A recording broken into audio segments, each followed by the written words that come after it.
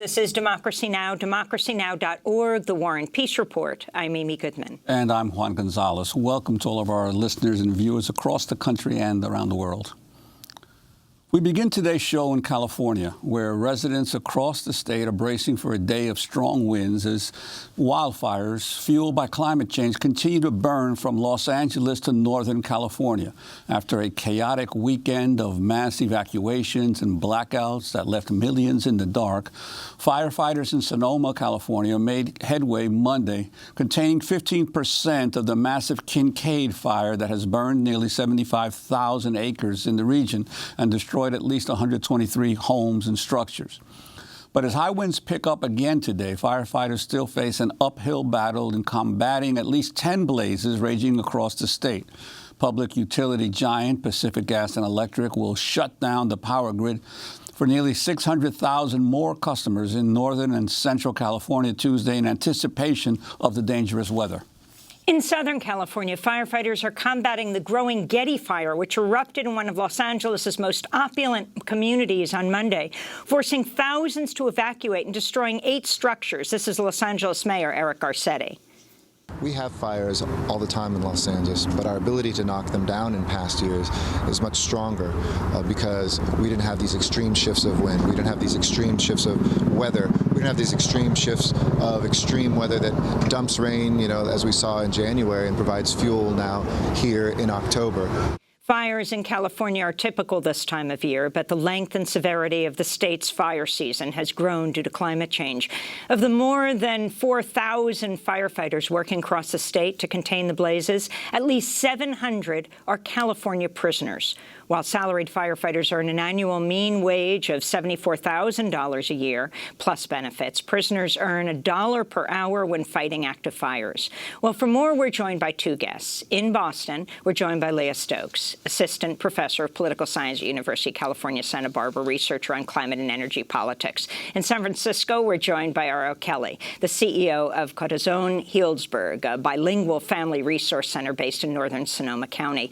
We welcome you both to Democracy Now! Leah Stokes, let's begin with you. You were just in Santa Barbara, and you've just written a piece, an op-ed piece, where you make the connection. The corporate media, and I'm not just talking about Fox, I'm talking about CNN and MSNBC, will bring us endless, as they should, coverage of these fires. Very critical to cover these fires. They don't make that connection as much with climate change. What is the proof? Well, we know from research from scientists that climate change has dramatically worsened fires in the West. There's research that says that fires have gotten 500% more risky as a result of climate change, and that 2 times more area has burned because of climate change. We know that the drought that California has recently come out of was also caused by climate change, and yet some of these deeper stories about what is happening in California, what is happening across the United States with climate change are not told by the media. Instead, it's just a focus on the fire, a focus on sort of the proximate causes, and not a focus on the fact that we have already warmed the planet by 1 degree Celsius, and we are headed in a very dangerous direction.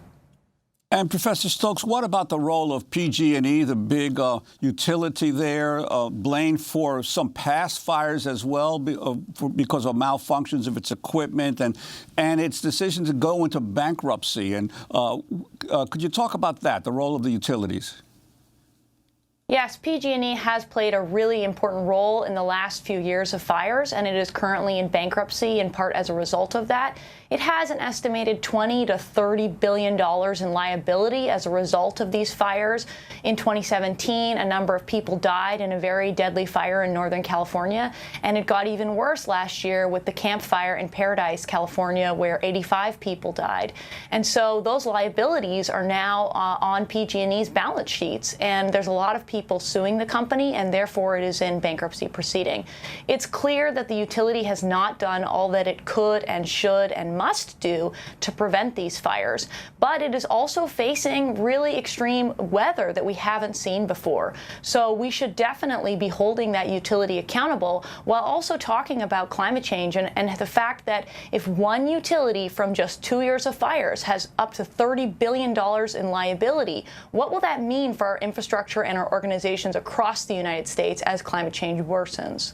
California Congressmember Ro Khanna tweeted Monday, instead of spending $10.5 million lobbying our politicians and $4.5 billion on stock buybacks for investors, PG&E should have invested in tree trimming and infrastructure. Here's the result. Over 2 million Californians without power, Ro Khanna tweeted. Let's go to California Governor Gavin Newsom speaking at a news conference Monday. I recognize this moment generates a tremendous amount of anxiety. The high-profile images that people see, not only the Kincade fire in Northern California, but now the Getty fire in Southern California and Los Angeles, generate consternation, generate concern. But this, interestingly, is a moment in California that is very familiar. We've actually had a below-average fire season to date. What we're experiencing at the moment is slightly above average. It's a high end of average for this time of year. It doesn't feel that way, but it, in fact, is the case. This state has been well resourced. The state has been very forthright in terms of pre-positioning assets to a degree that we had never have in the past. So that's the governor of California, Gavin Newsom. We want to bring Ariel Kelley into this conversation of Corazón Healdsburg. The San Francisco Chronicle reports that a PG&E transmission tower in Sonoma County malfunctioned near the origin point of the Kincade fire just minutes before the fire started. If you can talk about how the state of California is dealing with the overall population, and then particularly with the population you deal with, Ariel, in Northern Sonoma, in Healdsburg, and that is the population of immigrants, and particularly the concerns of the undocumented in times when they might need government help. Yes. Well, I would say it's been quite a week. I myself am an evacuee. I live in Healdsburg, and I live about 5 miles from Geyserville, which was the first town that was impacted by the fires, the first homes that were lost late last Wednesday night.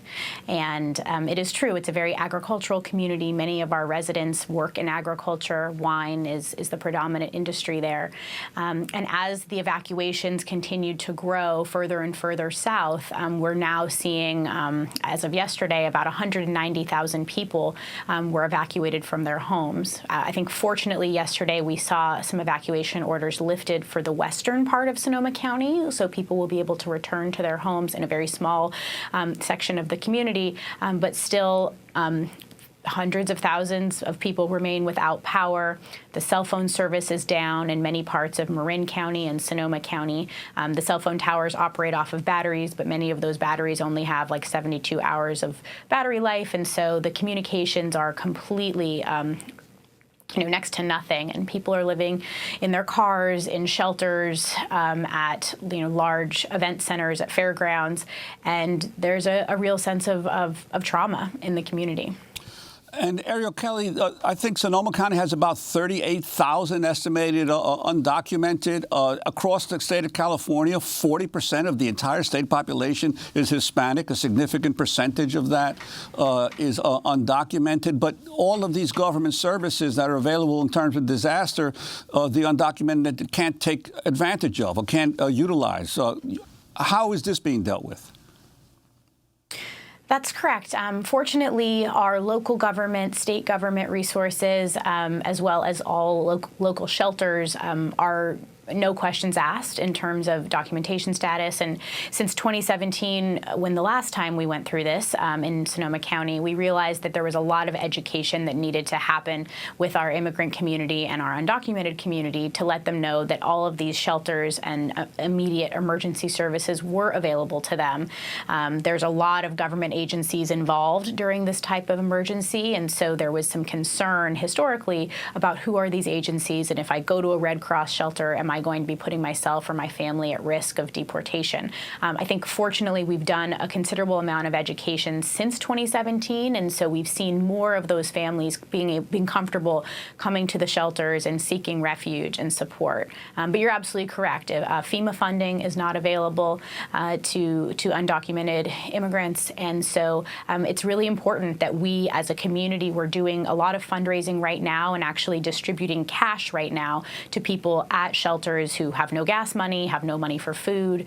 I met a family 2 days ago who fled their home, with moments to spare as the fire was coming down the hill behind them on Wednesday night, left with nothing. And so they've been for days, no shower, no clothing except for the pajamas they were wearing when they were leaving. So providing immediate aid to those families is really urgent. So we're raising funds and distributing funds through Corazón Healdsburg, my organization, to everyone in the community who needs help.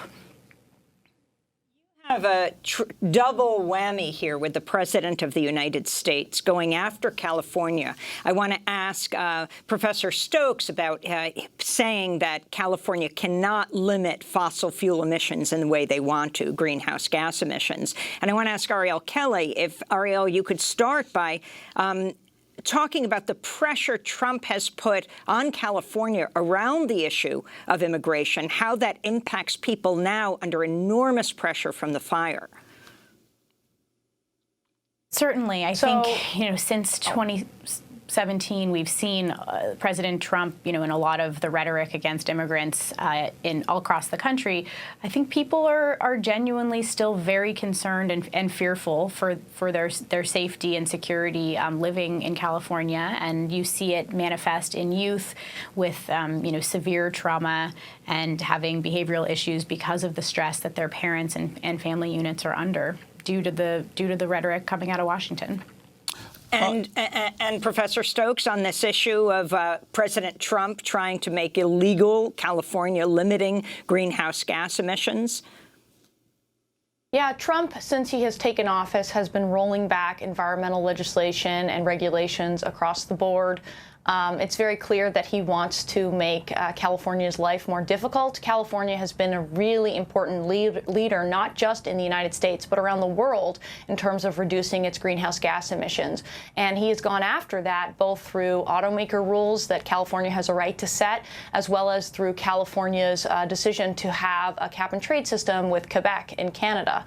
And I think that this is extremely wrong-headed. A lot of legal scholars feel that Trump has very little to stand on with these cases, but he's certainly wasting a lot of time while we are watching a really big disaster unfold across the United States. It's not just about these fires in California that are caused by climate change. It's also about the hurricanes, about the drought, about flooding.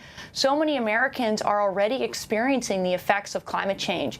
And instead of having leadership and action from our federal government, we have a climate denier-in-chief who is completely abdicating responsibility on what is increasingly a climate emergency. And Professor Stokes, on Sunday, Senator Bernie Sanders tweeted that it's time to begin thinking about public ownership of public utilities. But there has been a long history in the United States, especially in the West, of publicly owned utilities that arose out of the progressive movement of the early 20th century, really. And you are kind of skeptical as to whether this is a solution to the kind of problem presented by the California utility. Could you talk about that?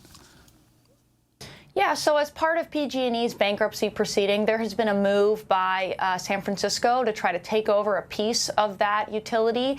And I will note that the unions that are part of PG&E oppose that effort. So I think it's going to face a big uphill battle. And there's some reasons why cleaving off a part of PG&E into a municipal utility for San Francisco, I don't really feel makes sense, because what you're going to do is have a huge amount of fire risk and liability for the rest of the PG&E territory, which theoretically will not be under that San Francisco municipality's control. And so my concern about some of these campaigns that are playing out, particularly in San Francisco as well as in New York City, to try to turn existing private utilities into sort of city-owned public utilities, is that they're breaking up these larger utilities into smaller urban areas where, of course, we have progressives, and that's great, but what happens to the rest of the system? And the fact is that actually public utilities utilities in California have been some of the biggest opponents to the state's clean energy laws. In 2002, when the first clean energy law was passed, it applied to PG&E, but did not apply to public utilities because they resisted it in the first place. So I think there is some complex history in terms of our rural electric co-ops in this country and our public utilities. And just saying that an ownership change will somehow fix all these problems, I don't really think that's quite true. Although I do support the campaigns that people are running as a way to bring more attention to these really critical issues. I wanted to finally ask Ariel Kelley about the situation of October being the peak fire month, but also it is the time of the grape harvest. Looking at an article here, same as in 2017, for farm workers in Sonoma County's fabled wine country, the Kincade fire poses a daunting set of risks. October, not only fire season in California, also the peak of grape harvest. In areas not imminently threatened, some workers labored through the heat and dangerous smoke to retrieve some of the hundreds of thousands of dollars worth of grapes that had yet to be harvested. Kaiser Health News warning about the health risks that farm workers are facing. What kind of warnings are you putting out? How are people being helped? So actually, I have direct information. I was there physically on Thursday morning when a group of farm workers who were staying at our evacuation shelter in Healdsburg left the shelter to go back out to the fields to do just that, to go pick grapes, and left without masks, left on a bus with their employer. And it's heartbreaking. I mean, this is, environmental justice unfolding right before us. These workers are out there in incredibly smoky conditions. I would actually say dangerous conditions, with the fire risk being as high as it was in that moment. And so I think it's a real issue for our community because, there's just a level of lack of voice for those workers and being able to say, I don't feel safe, or I need a mask, I need a respirator. We need to be mandating that if workers are outdoors and they're working in these smoky conditions, that they need to be given masks or forced to wear them, by their employer just to protect their health. And I think looking at the long-term health impact of those outdoor workers, we know that there's some real life-threatening potential injuries that can occur in just being out there in those conditions. So it's very concerning. Well, I want to thank you both for being with us. Ariel Kelley, CEO of Corazón Healdsburg, a bilingual family resource center based in Northern Sonoma County. And thanks so much to Leah Stokes, assistant professor of political science at University of California, Santa Barbara, researcher on climate and energy politics.